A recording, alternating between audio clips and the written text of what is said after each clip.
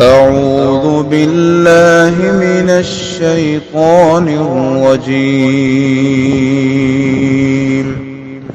بسم الله الرحمن الرحيم. السلام علیکم ورحمۃ اللہ وبرکاتہ۔ سورہ یاسین آیت نمبر 55 سے 67۔ ان الحمد للہ والصلاة والسلام علی رسول اللہ اما بعد۔ اعوذ باللہ السمیع العلیم من الشیطان الرجیم من ہمزہ ونفخہ ونفثہ۔ ان اصحاب الجنۃ اليوم فی شغل فاکہون ہم وازواجہم فی ظلال علی الارائک متکئون لہم فیہا فاکہۃ ولہم ما یدعون سلام قولا من رب الرحیم۔ وامتازوا اليوم أيها المجرمون ألم أعهد إليكم يا بني آدم ألا تعبدوا الشيطان إنه لكم عدو مبين وَأَنِ اعْبُدُونِي هَذَا صِرَاطٌ مُسْتَقِيمٌ۔ وَلَقَدْ أَضَلَّ مِنكُمْ جِبِلًّا كَثِيرًا أَفَلَمْ تَكُونُوا تَعْقِلُونَ۔ هَذِهِ جَهَنَّمُ الَّتِي كُنتُمْ تُوعَدُونَ اصلوها اليوم بما كنتم تكفرون۔ اليوم نختم على أفواههم وتكلمنا أيديهم وتشهد أرجلهم بما كانوا يكسبون۔ وَلَوْ نَشَاءُ لَطَمَسْنَا عَلَىٰ أَعْيُنِهِمْ فَاسْتَبَقُوا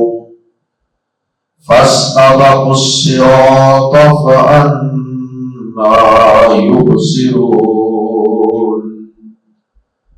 وَلَوْ نَشَاءُ لَمَسَخْنَاهُمْ عَلَىٰ مَكَانَتِهِمْ فما استطاعوا مضيا ولا يرجعون۔ گزشتہ آیات میں قیامت کے قائم ہونے کا ذکر تھا۔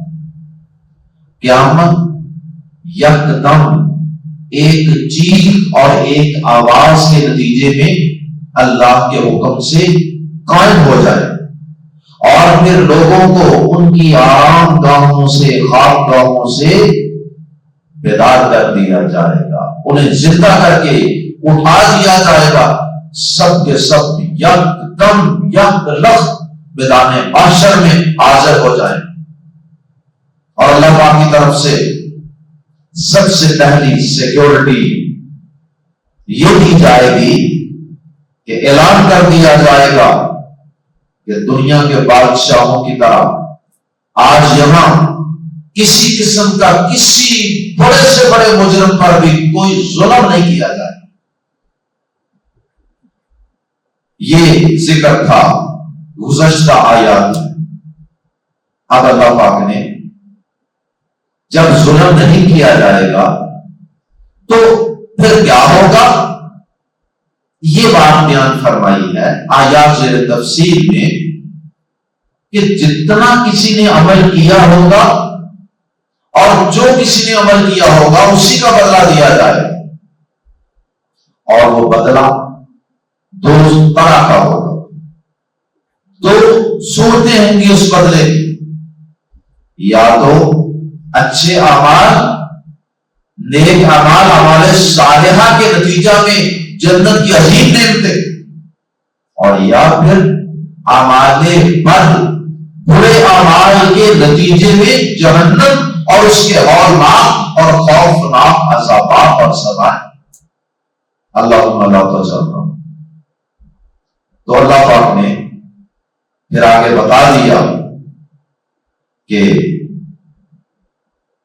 کسے کیا جزا دی جائے، کسے کیا بدلہ دیا جائے۔ سب سے پہلے اللہ پاک نے اہل جنت کا ذکر فرمایا ہے کہ اہل جنت کو کیا جزا دی جائے گی، کیا کیا نعمتیں عطا فرمائی جائیں گی، اور پھر اس کے بعد اللہ پاک نے اہل جہنم کا ذکر کیا کہ انہیں ایمان والوں سے بالکل سیپریٹ کر دیا جائے، الگ ہو جاؤ، نکل جاؤ، دفع ہو جاؤ، ایک طرف ہو کر کھڑے ہو جاؤ۔ اللہ پاک ان سے کچھ گفتگو کریں گے کہ بتاؤ، میں نے تمہیں کہا نہیں تھا، میں نے تم سے عہد نہیں لیا تھا عالم ارواح میں، عہد اعلیٰ سے، اور کیا میں نے انبیاء اور رسول کو بھیج کر تم سے یہ عہد نہیں لیا تھا، یا تمہیں یہ تاکید نہیں کی تھی کہ شیطان کی پوجا پاٹ نہ کرنا، شیطان کے بہکاوے میں نہ آنا، بلکہ فقط میری عبادت کرنا، میرے علاوہ کسی اور کی عبادت نہ کرنا۔ لیکن تو شیطان کے بہکاوے میں آ گئے اور اس نے بہت سی مخلوق کو گمراہ کر دیا۔ کیا تمہیں عقل نہیں تھی؟ تمہیں شعور نہیں تھا؟ اللہ پاک تھوڑی سی گفت و شنید فرمائیں گے اور اس کے بعد اللہ پاک کہیں گے یہ ہے جہنم تمہارے لیے جس کا ہم نے تم سے وعدہ کیا تھا، چلو آج اس جہنم کی آگ میں داخل ہو جاؤ۔ اور پھر اس کے بعد جہنمی اللہ پاک کے سامنے یہ بات رکھیں گے کہ یا اللہ، آج ہمیں کسی گواہ کی بات پہ کوئی یقین نہیں، کوئی اعتماد نہیں، سب ہمارے خلاف ہے۔ یا اللہ، اگر آج ہم کسی کی گواہی مانیں گے تو وہ صرف اپنے آپ کی مانیں گے۔ اللہ پاک پھر ان جہنمیوں کے منہوں کو بند کر دے گا، سیل بند کر دے گا، اور اللہ پاک ان کے اعضاء کو بولنے کا حکم دے گا۔ بتاؤ کہ اس شخص نے کیا کیا گناہ کیے تھے دنیا کی زندگی میں۔ پھر اس کے ہاتھ بھی اس کے خلاف گواہی دینے لگ جائیں گے، پھر اس کے پاؤں بھی اس کے خلاف گواہی دینے لگ جائیں گے، اس کی آنکھیں، اس کے کان، اس کی پوری جلد، پوری باڈی اس کے خلاف گواہی دینے لگ جائیں گے۔ اور پھر اس کے بعد اللہ پاک انہیں جہنم میں پھینک دیں گے۔ اللہم لا تجعلنا منہم۔ آئیے قرآن مجید کے الفاظ میں پڑھتے ہیں۔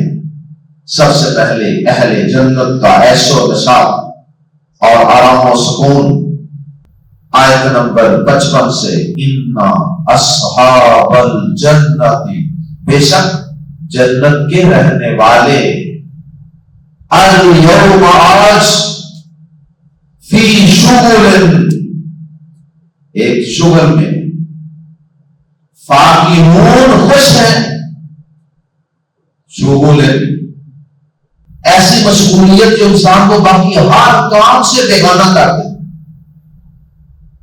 بعض لذتیں ایسی ہوتی ہیں کہ انسان اس لذت کے وقت ہر چیز سے بیگانہ ہو جاتا ہے، اسے کسی چیز کی کوئی ہوش نہیں رہتی۔ تو جنتی جنت کی نعمتوں میں اور اپنی جنت کی بیویوں میں اور جنت کے پھلوں میں ایسا مگن ہوں گے، ایسا جھوم جھوم کے ان سے انجوائے کر رہے ہوں گے کہ گویا کہ انہیں دنیا کی اور کسی چیز کی کوئی ہوش ہی نہیں، کیا ہو رہا ہے۔ ایسی مصروفیت کو کہتے ہیں شغل۔ فرمایا ان اصحاب الجنت، بے شک جنت کے رہنے والے الیوم آج، اللہ پاک قیامت کے دن یہ کہیں گے، فی شغل، ایک شغل میں آکوپیشن، شغل، فاکہون، خوش ہے۔ بے شک جنت کے رہنے والے آج ایک شغل میں خوش ہے۔ اللہم صل علی ہم، وہ بھی یعنی وہ خود بھی خوش ہیں، شغل میں مگن ہیں، وَأَزْوَاجُهُمْ، اور ان کی بیویاں بھی، فی ظلال، ایسے گھنے سایوں میں، ظلال ظل ان کی جمع ہے، سایہ، اور اسپیشلی گھنا سایہ، گاڑا، اللہ اکبر، فی ظلال، گھنے سایوں میں۔ مزید اس گھنے سائے کی تفصیل سورہ نساء آیت نمبر 57 میں گزرتی۔ اگر ایک سوار کسی سواری پر، گھوڑے وغیرہ پر سوار ہو کے کئی سال بھی اس سائے میں چلتا رہے، وہ سایہ ختم نہیں ہوگا۔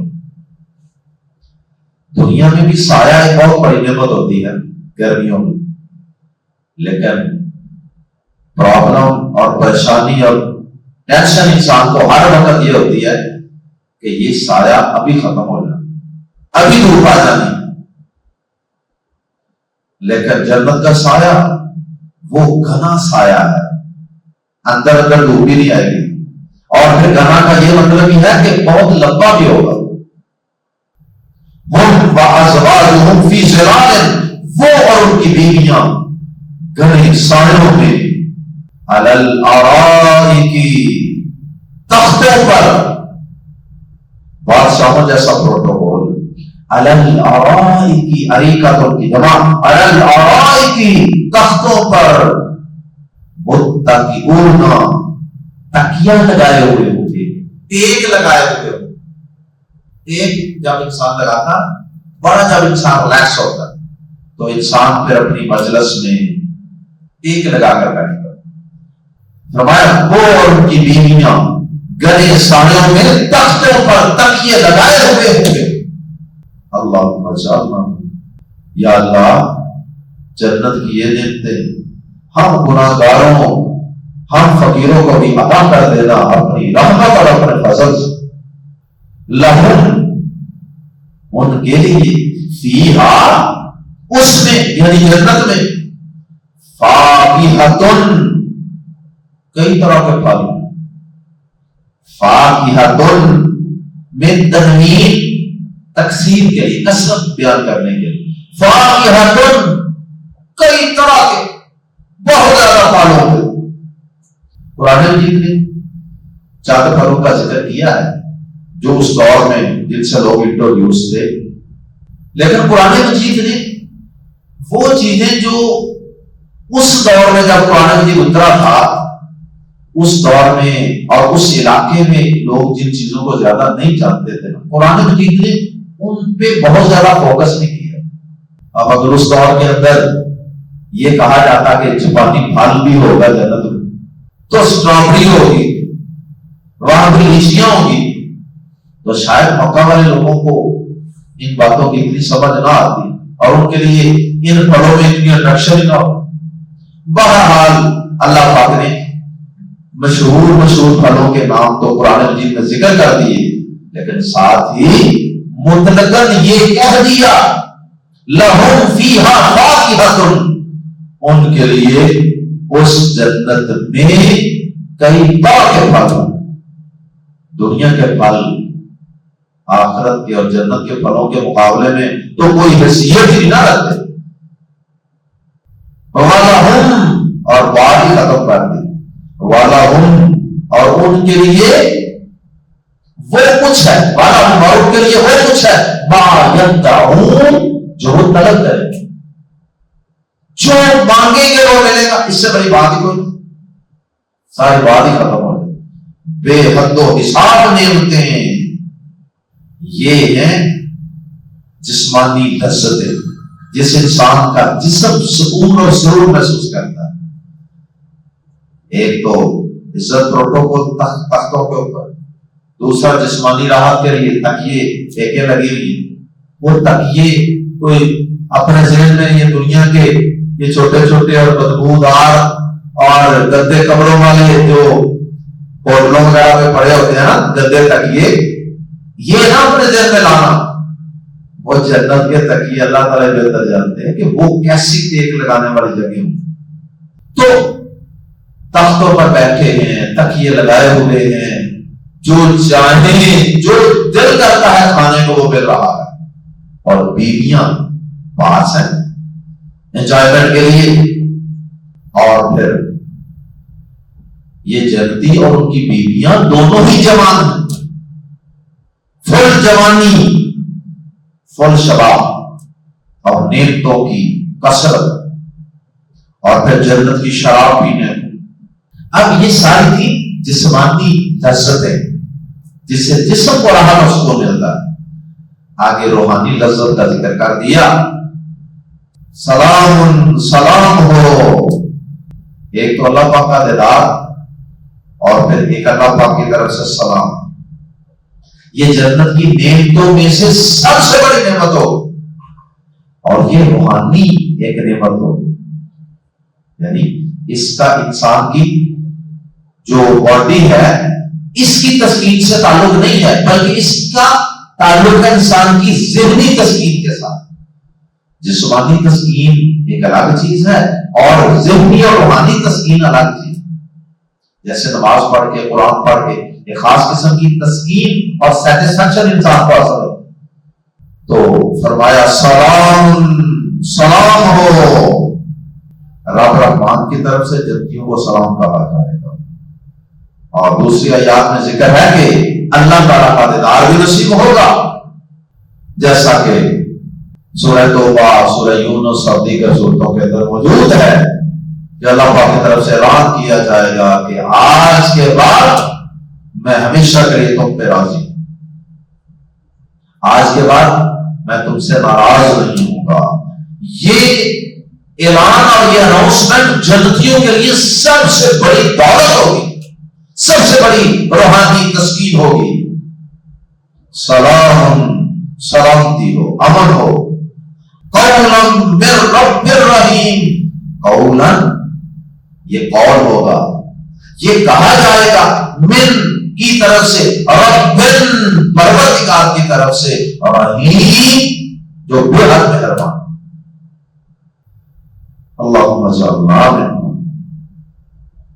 اس کے بعد یہ تو ذکر تھا جنتیوں کو ملنے والی چند نعمتوں کا.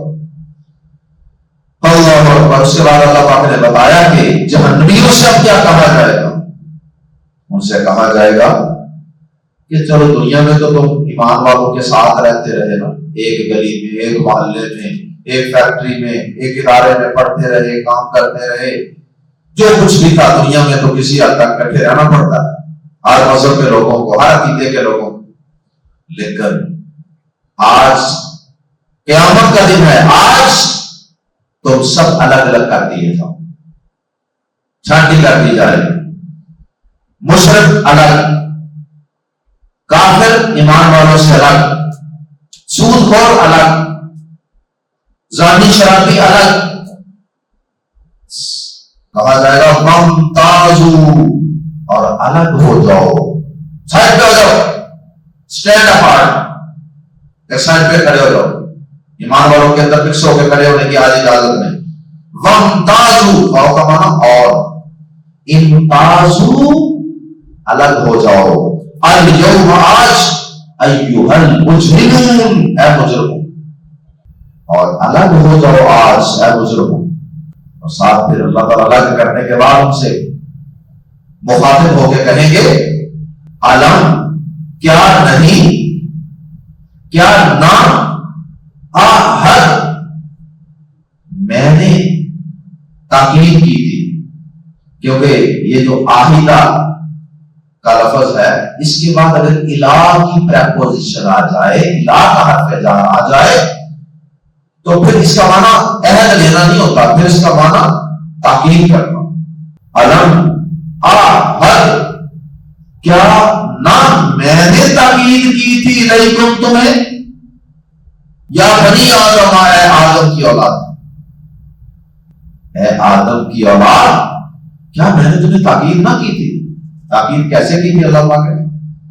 نبیوں کو بھیج کر. یا پھر وہ جو عالم ارواح میں پیدا کرنے سے پہلے اللہ پاک نے سب روحوں کو کہا تھا الستو بربکم، کیا میں تمہارا رب نہیں ہوں، پروردگار نہیں ہوں؟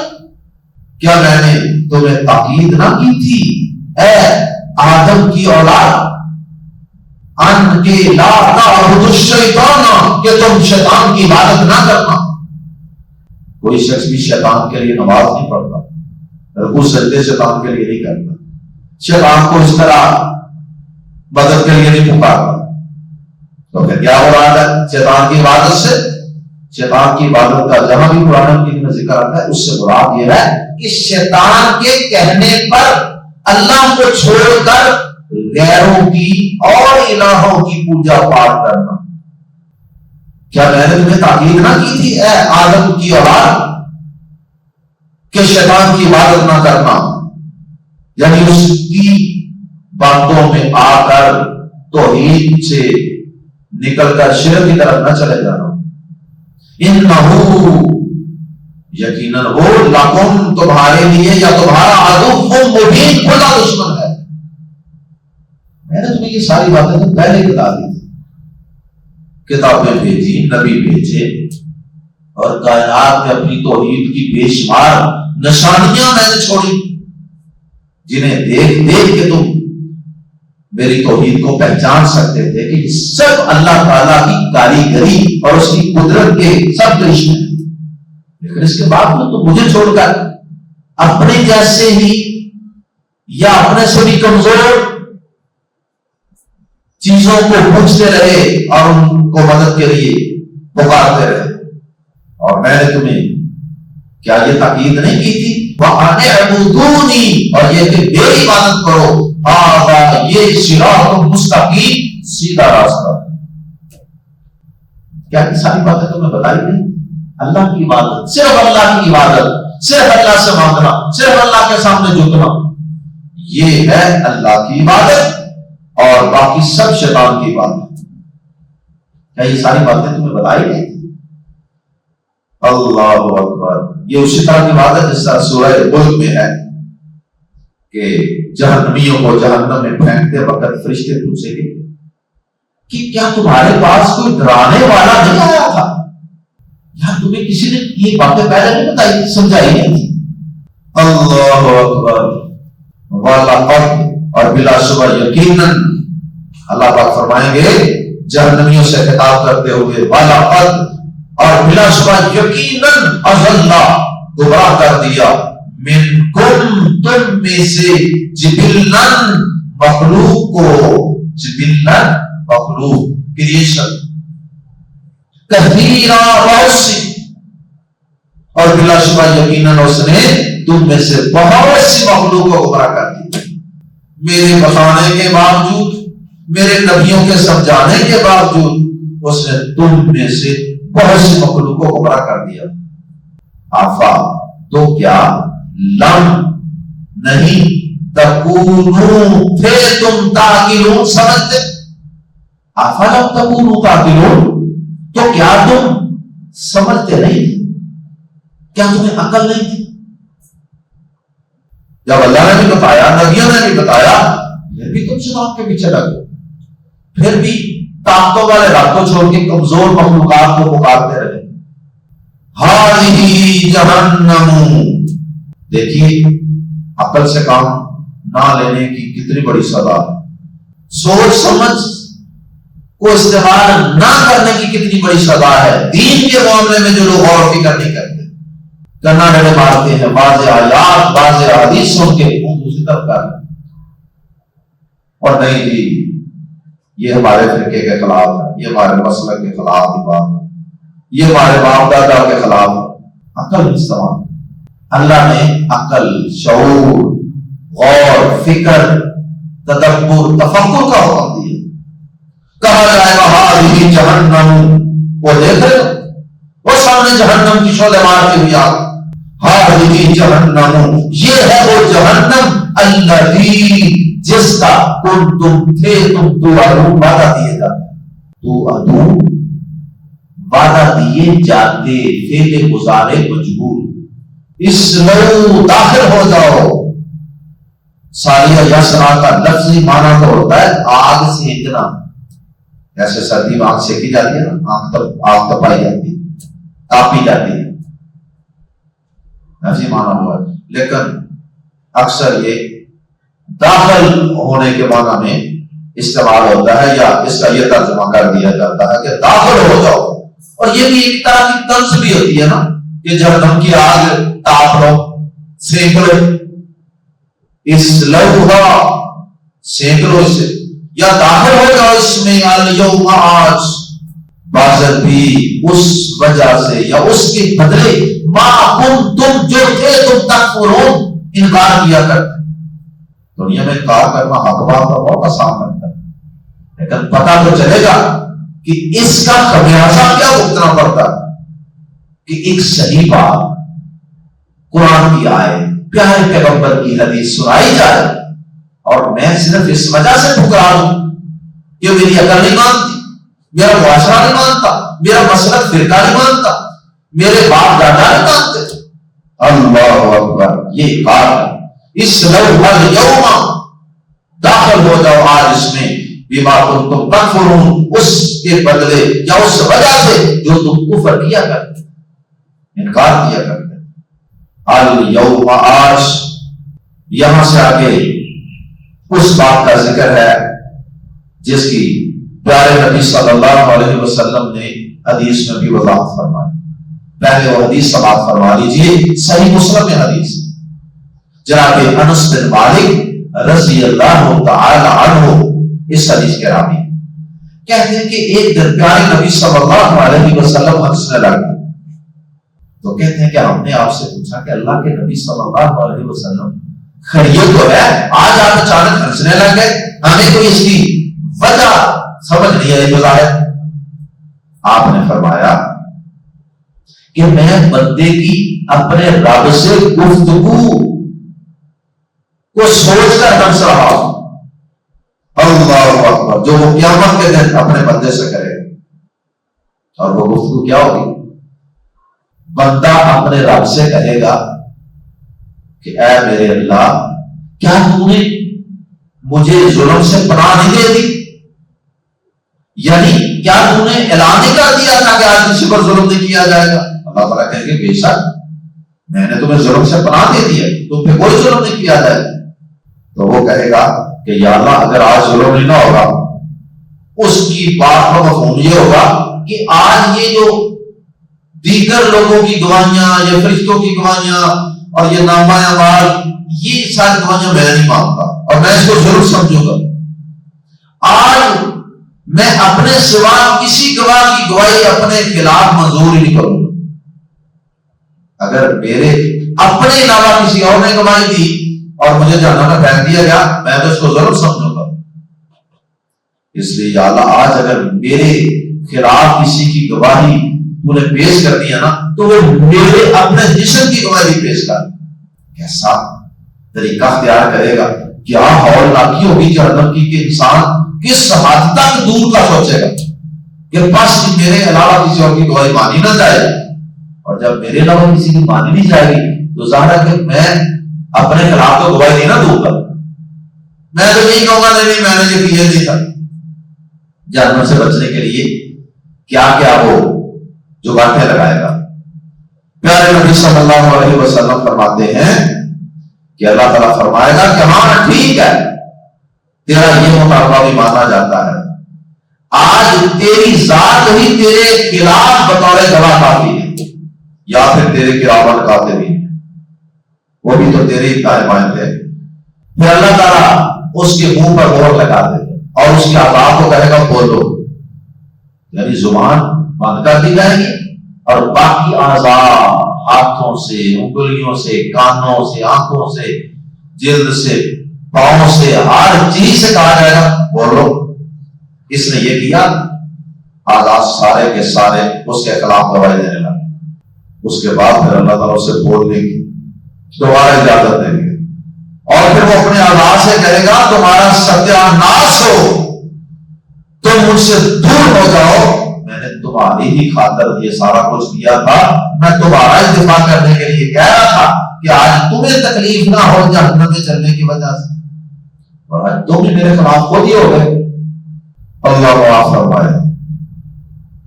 تو پیارے نبی صلی اللہ علیہ وسلم فرماتے ہیں کہ میں بندے کی اپنے رب سے قیامت کے دن اس گفتگو اور اس عجیب و غریب مطالبے پر ہنس رہا ہوں کہ بندہ کیا اس کی سوچ ہے ہوگی قیامت کے دن، کیا جواب لگائے گا۔ اس بات میں پیارے نبی صلی اللہ علیہ وسلم ہنسنے لگے۔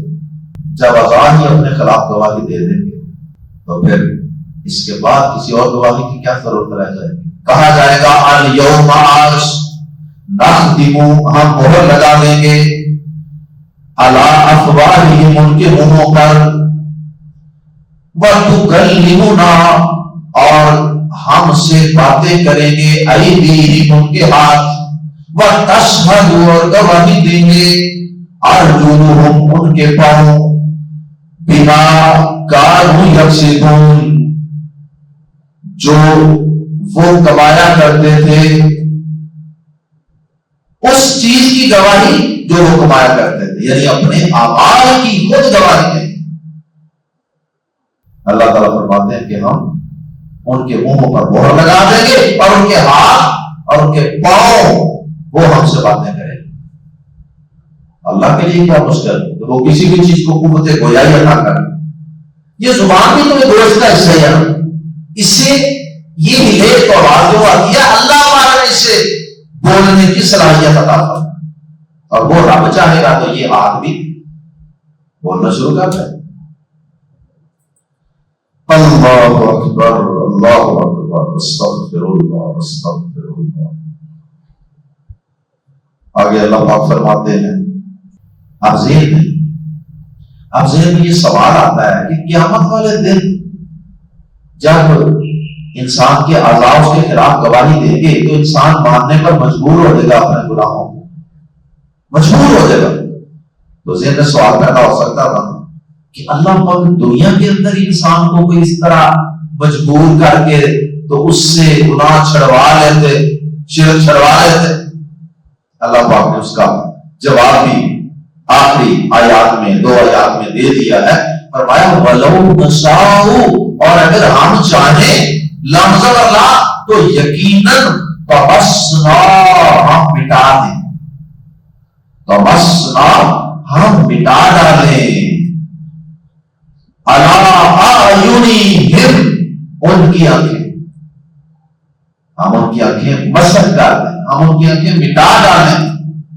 کیا مطلب کہ اگر ہم چاہیں تو دنیا میں ہی انسانوں کو ان کے گناہوں کی پاداش میں کوئی ایسی سزا دے دیں، ان کے کانوں کو مٹا دیں، ان کی آنکھوں کو مٹا دیں، ان کے اعضاء کو ہم نکارا کر دیں، فاستبقوا الصراط، پھر وہ راستے کی طرف بڑھے، فَأَنَّىٰ يُبْصِرُونَ، فَأَنَّىٰ، تو کیسے یبصرون، وہ دیکھیں گے، یعنی بطور سزا اگر ہم چاہیں تو دنیا میں ان کی آنکھیں مٹا دیں، جن آنکھوں سے یہ اللہ کی نافرمانی کرتے، ان کے کانوں کو مٹا دیں، مسح کر دیں، جن سے یہ اللہ کی حرام کردہ چیزوں کو سنتے ہیں۔ اگر ہم چاہیں تو ایسا کر دیں، پھر انہیں اگر ایسا کیوں نہ نظر آئے، پھر انہیں کوئی آواز ہی سنائی نہ، لیکن ہم ایسا کرتے ہیں کیونکہ یہ دنیا دارالامتحان ہے، یہاں گناہ کی فوری سزا ہم نہیں دیتے، یہ سدھرنے کی جگہ ہے کہ شاید وہ سدھر جائے، محبت سے فائدہ اٹھا لے۔ اور آگے فرمایا وَلَوْ نَشَاءُ، اور اگر ہم چاہیں لفظ اللہ تو یقیناً مسحنا، ہم مسح کر دیں، یعنی شکلیں بدل دیں۔ مسح کرنا کا مطلب انسانوں کی شکلیں بدل دیں، کہ انسان کی شکل بندر، خنزیر، کتے، گدھے کی طرح بنا دیں۔ ہماری نافرمانی کے نتیجے میں۔ اگر کوئی بندہ شرک کرے دنیا میں، اللہ کے علاوہ کسی اور کے آگے جھکے تو اللہ تعالیٰ اسے گدا بنا دے، لیکن اللہ پاک فرماتے ہیں اگر ہم چاہیں تو ایسا کر سکتے، لوگوں کو زبردستی سدھارنے کے لیے، لیکن زبردستی تو ہمارا قانون ہی نہیں، یہ وہ تو پھر امتحان ہی ختم ہو گیا۔ یہ تو ایسے ہی ہے جیسے کوئی استاد امتحان لے اور بچوں کو خود ہی بچیاں بنا کر سارے سوالوں کے جواب دے دے کہ یہ لو پیپر میں لکھو، تو امتحان کا فائدہ۔ وَلَوْ نَشَاءُ، اور اگر ہم چاہیں لفظ بنا تو یقیناً مسخنا، ہم صورتیں بدل دیں، عَلَىٰ مَكَانَتِهِمْ، ان کی جگہ پر، جس جگہ پر کوئی بندہ اللہ کی نافرمانی کرے، شرک کرے، کفر کرے، نماز چھوڑے، حرام کھائے، سود کھائے، رشوت لے، اس جگہ پر کھڑے کھڑے ہم اس کی شکل بدلیں، اس جگہ سے ہلنے کی مہلت بھی نہ ملے، اسے گدھا بنا دیں، خنزیر بنا دیں، بندر بنا دیں۔ فَمَسْتَطَاعُوا، پھر نا استطاعوا، وہ سکے، مزین چاہیے، فَمَسْتَطَاعُوا مزین، پھر نہ وہ چل سکیں، یعنی آگے چل سکیں، وَلَا يَرْجِعُونَ، اور نہ وہ واپس ہی آئیں اس جگہ سے۔ اللہ اکبر، پھر نہ تو وہ آگے جا سکیں اور نہ ہی وہ اپنے گھر واپس ہی آ سکیں۔ پہلی انسانی شکل میں وہ کہیں جا رہے تھے تو اس جگہ سے وہ اپنی منزل کی طرف آگے بھی نہ بڑھ سکیں۔ جب ایک انسان کہیں جا رہا ہے تو وہ رستے میں ہی بندر بن گیا، خنزیر بن گیا، گدھا بن گیا، تو پھر آگے کہاں جائے گا؟ منزل کی طرف اس نے کہاں جانا ہے؟ وہ تو انسان رہا ہی نہیں، اور اب وہ واپس اپنے گھر والوں کے پاس بھی نہیں آ سکتا کہ لو جی میرے ساتھ تو یہ ہو گیا۔ اللہ معاف فرمائے، اللہ محفوظ فرمائے۔ اللہ ہم تجھ سے تیری رحمت کا سوال کرتے ہیں، یا حی یا قیوم برحمتک نستغیث اصلح لنا شأننا کلہ ولا تکلنا الی انفسنا طرفۃ اعین۔ اللہ ہم گناہ گاروں، اللہ ہم خطا کاروں، اللہ اپنی رحمت سے ڈال، اللہ ہمیں معاف فرما دے۔ اللہ تو ایسی سزائیں دینے پر قادر ہے، اللہ ہم تیری رحمت کے امیدوار ہیں، اللہ ہم تیری توحید کو مانتے ہیں، تیرے نبیوں کو مانتے ہیں، اللہ آخرت کو مانتے ہیں، لیکن اللہ ہماری کمیوں کو معاف فرما دے، اللہ کا گزر فرما دے، دنیا کی سختیوں، دنیا کی آزمائشوں سے، سزاؤں سے بھی محفوظ فرمانا، اور آخرت کے عذابوں سے بھی اللہ ہمیں اپنی پناہ میں رکھنا۔ سبحانک اللہم و بحمدک، اشہد ان لا الہ الا انت، استغفرک و اتوب الیک۔